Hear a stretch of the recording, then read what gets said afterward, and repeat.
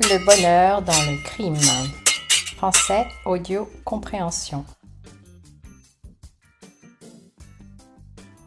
Le docteur Torti et son ami croisent au jardin des plantes le comte et la comtesse Serlon de Savigny qui ne les ont pas vus.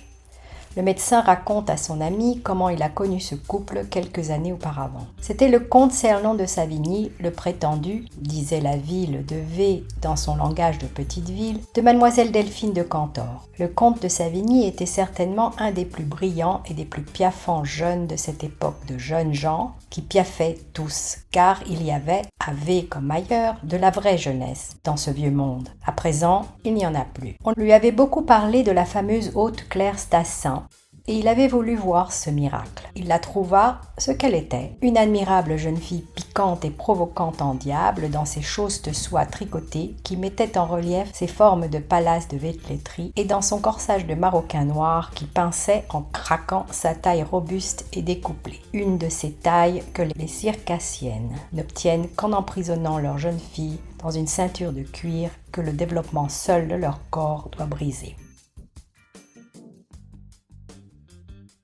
Piaffant. Les chausses. Palace de Velletri. Le corsage. Maroquin noir. Les circassiennes. C'est ton tour. Qui est le comte Serlon de Savigny? C'est le fiancé de mademoiselle Cantor. Comment est ce jeune homme? C'est un jeune brillant et impatient. Qui est Haute-Claire Stassin? C'est une jeune femme physiquement très attrayante qui enseigne l'escrime. Pourquoi attire-t-elle les jeunes hommes? Son costume d'escrimeuse dévoile les formes de son corps qu'elle a fort jolies. Haute-Claire Stassin était sérieuse comme une chlorinde. Il la regarda donner sa leçon et lui demanda de croiser le fer avec elle. Mais il ne fut point le temps-être de la situation, le comte de Savigny. Mademoiselle Haute-Claire Stassin plia à plusieurs reprises son épée en faucille sur le cœur du beau Serlon et elle ne fut pas touchée une seule fois. « On ne peut pas vous toucher, mademoiselle, » lui dit-il avec beaucoup de grâce. Serait-ce un augure?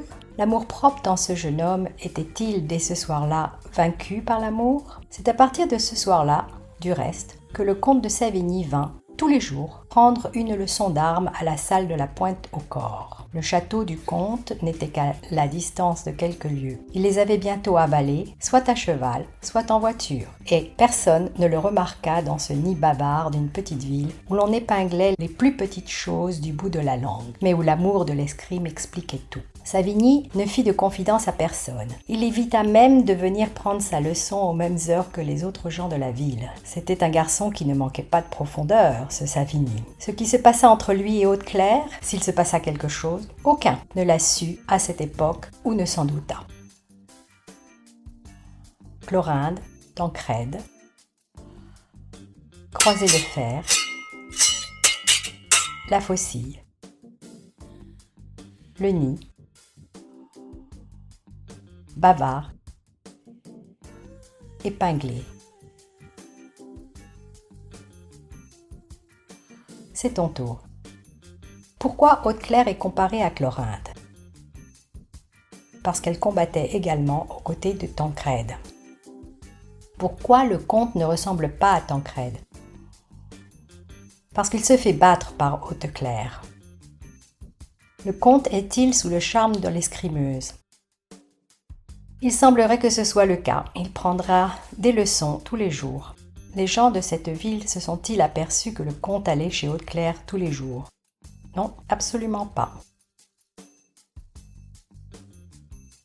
Son mariage avec mademoiselle Delphine de Cantor, arrêté par les parents des deux familles il y avait des années et trop avancé pour ne pas se conclure, s'accomplit 3 mois après le retour du comte de Savigny et même ce fut là, pour lui, une occasion de vivre tout un mois à V, près de sa fiancée, chez laquelle il passait, en coupe réglée, toutes les journées, mais d'où, le soir, il s'en allait très régulièrement prendre sa leçon. Comme tout le monde, mademoiselle Hauteclair entendit, à l'église paroissiale de V, proclamer les bans du comte de Savigny et de mademoiselle de Cantor. Mais ni son attitude, ni sa physionomie ne révélèrent qu'elle prit à ces déclarations publiques un intérêt quelconque. Il est vrai que nul des assistants ne se mit à l'affût pour l'observer. Les observateurs n'étaient pas nés encore sur cette question, qui sommeillait d'une liaison possible entre Savigny et la belle Hauteclair. Le mariage célébré, la comtesse alla s'établir à son château, fort tranquillement, avec son mari, lequel ne renonça pas pour cela à ses habitudes citadines et vint à la ville tous les jours. Beaucoup de châtelains des environs faisaient comme lui d'ailleurs. Le temps s'écoula, le vieux Lapointe au corps mourut, fermé quelques instants, sa salle se rouvrit.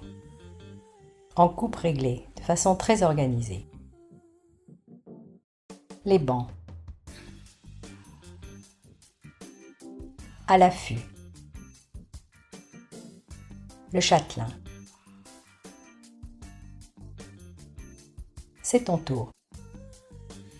Depuis combien de temps le mariage du comte et de mademoiselle Cantor était-il organisé?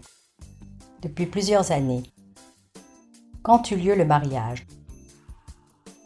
3 mois après le retour du comte. Voyait-il souvent sa fiancée?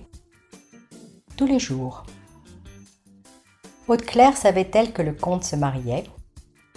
Oui, puisque les bans avaient été publiés.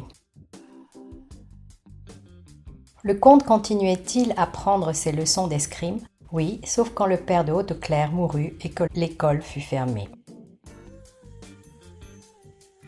Mademoiselle Hauteclair Stassin annonça qu'elle continuerait les leçons de son père et, loin d'avoir moins d'élèves par le fait de cette mort, elle en eut davantage. Les hommes sont tous les mêmes. L'étrangeté leur déplaît, d'homme à homme, et les blesse. Mais si l'étrangeté porte des jupes, ils en raffolent. Une femme qui fait ce que fait un homme le ferait-elle beaucoup moins bien, aura toujours sur l'homme en France un avantage marqué. Or, mademoiselle Hauteclair Stassin, pour ce qu'elle faisait, le faisait beaucoup mieux. Elle était devenue beaucoup plus forte que son père. Comme démonstratrice, à la leçon, elle était incomparable et comme beauté de jeu, splendide. Elle avait des coups irrésistibles, de ces coups qui ne s'apprennent pas plus que le coup d'archet ou le démanché du violon et qu'on ne peut mettre par enseignement dans la main de personne. Je ferraillais un peu dans ce temps, comme tout ce monde dont j'étais entourée, et j'avoue qu'en ma qualité d'amateur, elle me charmait avec de certaines passes. Elle avait, entre autres, un dégagé de cartes en tierce qui ressemblait à de la magie. Ce n'était plus là une épée qui vous frappait, c'était une balle. L'homme le plus rapide à la parade ne fouettait que le vent, même quand elle l'avait prévenu qu'elle allait dégager, et la botte lui arrivait, inévitable, au défaut de l'épaule et de la poitrine. Raffoler. L'archer. Le démancher. Ferrailler. Le dégagé de cartes en tierce. L'épée. Fouetter. C'est ton tour. Hauteclair a-t-elle des élèves après la mort de son père? Oui, bien davantage. Pourquoi, d'après notre narrateur? Parce que les hommes sont intrigués et aimeraient savoir si cette femme peut ferrailler aussi bien qu'eux. Est-ce seulement la maîtrise de l'escrime en elle qui attire les jeunes gens? Non, ils sont aussi attirés par la beauté et le charme de Hauteclair. Outre sa beauté, quel est son point fort? Son dégagé de cartes en tierce est puissant et magistral.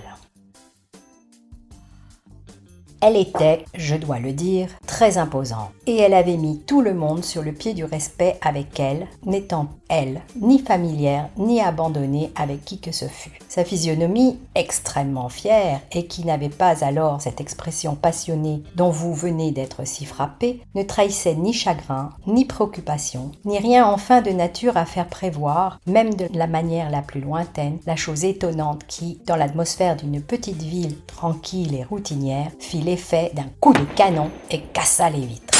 Mademoiselle Hauteclair Stassin a disparu. Elle avait disparu. Pourquoi? Comment? Où était-elle allée? On ne savait. Mais ce qu'il y avait de certain, c'est qu'elle avait disparu. Ce ne fut d'abord qu'un cri, suivi d'un silence, mais le silence ne dura pas longtemps. Les langues partirent, les langues longtemps retenues, comme l'eau dans une vanne et qui, l'écluse levée, se précipite et va faire tourner la roue du moulin avec furie, se mirent à écumer et à bavarder sur cette disparition inattendue, subite, incroyable, que rien n'expliquait, car mademoiselle Hauteclair avait disparu, sans dire un mot ou laisser un mot à personne. Elle avait disparu. Trahir. Le chagrin. Le coup de canon. La vanne. L'écluse. Avec furie. Écumée. Subite. C'est ton tour. Hauteclair est-elle respectée ? Oui, la maîtrise de son art et sa personnalité discrète et hautaine faisaient qu'elle soit extrêmement respectée. Que fit l'effet d'un coup de canon dans cette petite ville ?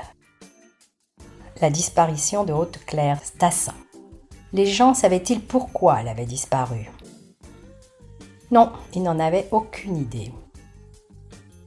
Comment réagirent les gens à l'annonce de cette nouvelle ? Ils étaient très surpris, intrigués et fort intéressés. Le bonheur dans le crime. Jules Barbet d'Aurevilly, 1874. Pages 183 à 189. Où Hauteclair a bien pu disparaître ?